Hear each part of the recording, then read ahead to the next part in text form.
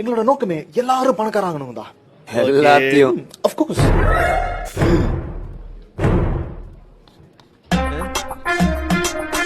இப்போ எங்க ஊர் வந்து கோயம்புத்தூர் பக்கத்துல இருக்கிற கல்வியம்பாளையங்க.